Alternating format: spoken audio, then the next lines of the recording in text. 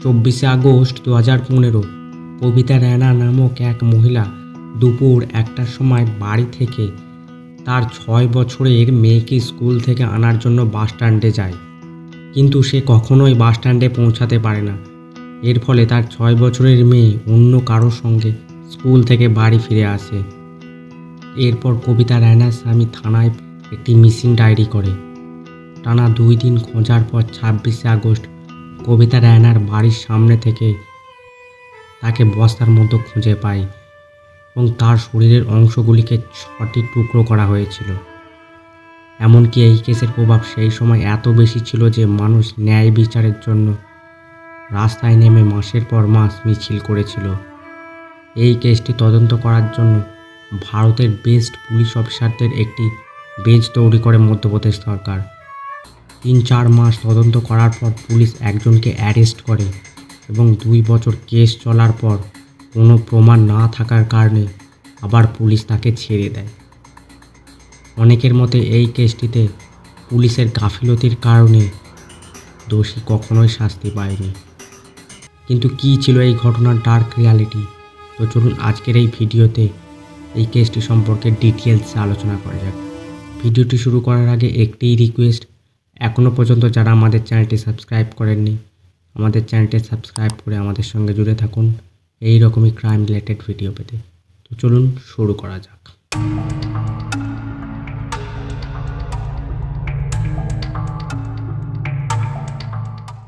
ঘটনার সূত্রপাত ভারতের মধ্যপ্রদেশ রাজ্যের ইন্দোর শহর থেকে কয়েক কিলোমিটার দূরে মিত্রবন্ধু নগরে, যেখানে 5 সদস্যের রায়না পরিবার বাস করত। বাড়ির সবচেয়ে বয়স্ক সদস্য কান্তা রায়না, তার ছেলে সঞ্জয় রায়না এবং তার স্ত্রী কবিতা রায়না এবং তাদের 2 সন্তান ধ্রুব এবং এসএসসি।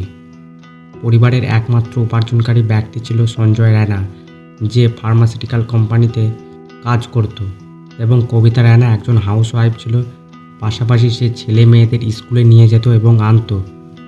তাদের বাড়ি থেকে খুব কাছেই বাস স্ট্যান্ড ছিল এবং সেখান থেকে স্কুল বাসে করে ছেলে মেয়েরা স্কুলে যেত। সে সকালে ছেলে মেয়েদেরকে বাস স্ট্যান্ডে দিয়ে আসতো এবং ছুটি হওয়ার সময় অর্থাৎ দুপুর 1টা নাগাদ আবার তাদেরকে বাস স্ট্যান্ডে আনতে যেত। অন্য সব দিনের মতো কবিতা তার ছেলে মেয়েদের বাড়িতে আনার জন্য স্কুটি নিয়ে বাড়ি থেকে বেরায়। বাড়ি থেকে বাস স্ট্যান্ড খুব কাছে হওয়ায় সে মোবাইল নিয়ে যায়নি। কবিতা সেই দিন বাস স্ট্যান্ডে যাওয়ার পথে নিজের জন্য পোশাক কেনার জন্য একটি দোকানে যায়। 1টার পরিবর্তে 1:30 বেজে গেলেও সে ছেলে মেয়েদের বাড়ি নিয়ে যাওয়ার জন্য বাস স্ট্যান্ডে যায় না। তার মা না থাকায় সে বাস স্ট্যান্ডে দাঁড়িয়েছিল।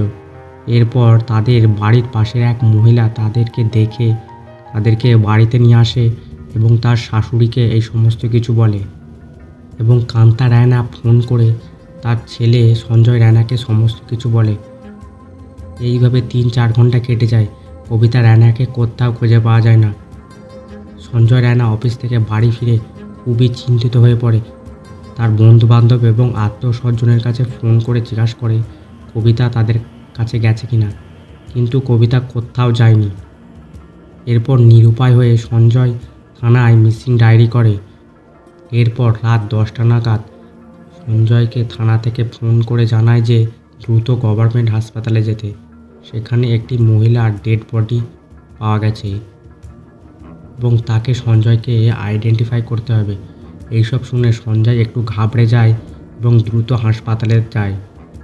যেহেতু মহিলাটি আগুনে একদম পুড়ে গেছিল, তাই তাকে আইডেন্টিফাই করা খুবই মুশকিল ছিল। এরপর সঞ্জয়ের মাথায় আসে কবিতার হাতে একটি ট্যাটু ছিল। সেই মতো সে সেই মহিলার হাতটি খুব ভালো করে লক্ষ্য করে। পোড়ার কারণে খুব ভালোভাবে বোঝা যাচ্ছিল না, তবুও সঞ্জয়ের মনে হয় এটিই কবিতা এবং এই কথাটি পুলিশদের জানিয়ে দেয়। এরপর সঞ্জয় এবং পরিবারের লোকেরা কান্নায় ভেঙে পড়ে। পরের দিন পরিবারের লোকেরা ডেড বডি নেওয়ার জন্য যখন থানায় যায়, তখন ডেড বডির সঙ্গে পাওয়া মঙ্গলসূত্র এবং চুড়ি সঞ্জয়ের হাতে দেয়। তা দেখে সঞ্জয় চমকে ওঠে এবং পুলিশকে বলে, এইসব জিনিস আমার স্ত্রীর নয়। সঞ্জয়ের এইসব কথা শুনে পুলিশও প্রথমে অবাক হয়ে যায় এবং তাকে আবারও হাসপাতালে ডেড বডিটি দেখাতে নিয়ে যায়। তখন সঞ্জয়ের মাথায় আসে তার স্ত্রীর ট্যাটু ছিল ডান হাতে এবং এই বডিটির ট্যাটু আছে বাঁ হাতে। সে বুঝতে পারে এই ডেড বডিটি তার স্ত্রী নয় এবং পুলিশও তার এই কথা বিশ্বাস করে। এই ঘটনার পর সঞ্জয় এবং তার পরিবারের লোকেরা একটু নিশ্চিন্ত হয়। এর একদিন পর অর্থাৎ 26শে আগস্ট সকালে কবিতার বাড়ির পাশের ড্রেনে মানুষজন দুটো বস্তা দেখতে পায়। তা দেখে তাদের সন্দেহ হয়। এরপর তারা পুলিশে খবর দেয়। এর কিছুক্ষণ পর একদল পুলিশ সেখানে আসে এবং বস্তা খুলে তারা যা দেখে তা দেখে পুলিশ এবং সেখানে দাঁড়িয়ে থাকা সমস্ত মানুষজনের পায়ের তলার থেকে মাটি সরে যায়।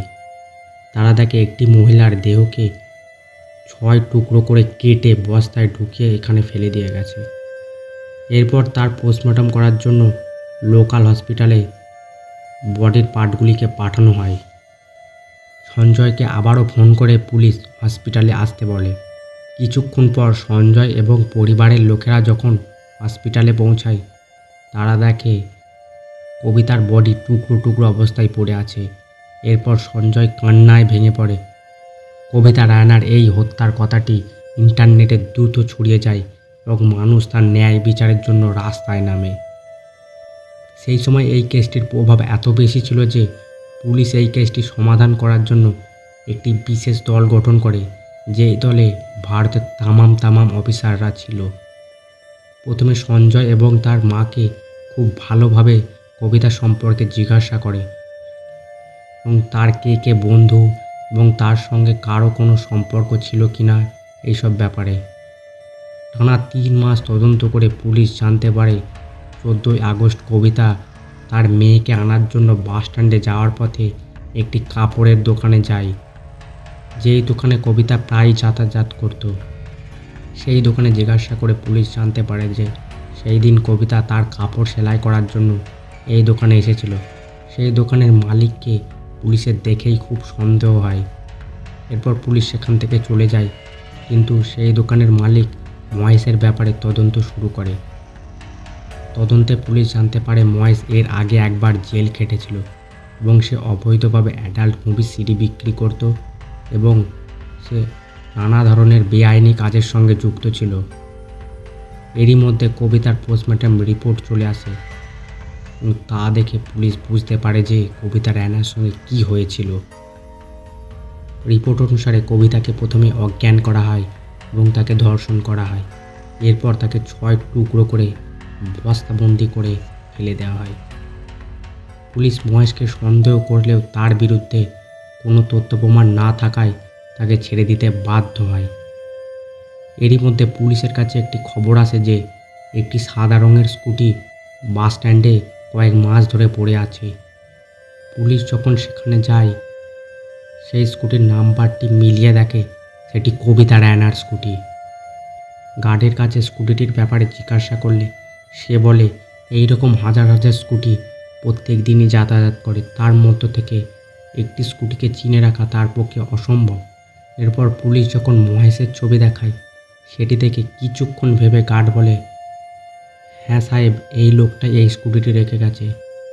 এই লোকটির কথা তার মনে আছে, কারণ তার সঙ্গে এই লোকটির স্কুটিটি পার্কিং নিয়ে খুবই সমস্যা হচ্ছিল। এরপর পুলিশ মহেশকে অ্যারেস্ট করে এবং তাকে কঠোর জিজ্ঞাসাবাদ করে। তার সঙ্গে তার এক বন্ধু টিমাপ চন্দ্রও যুক্ত ছিল এবং তাদের দুজনকে অ্যারেস্ট করে। এরপর পুলিশ জানতে পারে 24শে আগস্ট দুপুর 1টায় কবিতা রায়না তার মেয়েকে আনার জন্য বাড়ি থেকে বেরোলে সে মেয়েকে আনার পথে মহেশের দোকানে একটি কাপড় সেলাই করার জন্য যায়। মহেশ প্রথম থেকেই কবিতা রায়নাকে খুব খারাপ চোখে দেখত এবং তাকে ভোগ করতে চাইত। সেই মতো মহেশ সেই দিন তার বন্ধুর সঙ্গে মিলে কবিতা রায়নাকে জোর করে একটি ফ্ল্যাটে নিয়ে যায় এবং তাকে ধর্ষণ করে। এরপর তাকে হত্যা করে টুকরো টুকরো করে বস্তায় করে ড্রেনে ফেলে দেয়।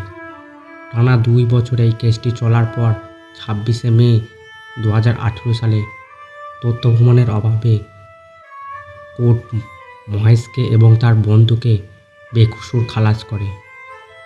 এই কেসটির পর ইন্দোরের মানুষ দুই ভাগে ভাগ হয়ে যায়। একদল মানুষ মহেশকে দোষী মনে করে, আবার একদল মানুষ মনে করে পুলিশের নানা গাফিলতির কারণে এই কেসটি ঠিকভাবে তদন্ত হয়নি। তা আপনার কি মনে হয় সেটি অবশ্যই কমেন্ট বক্সে জানাবেন।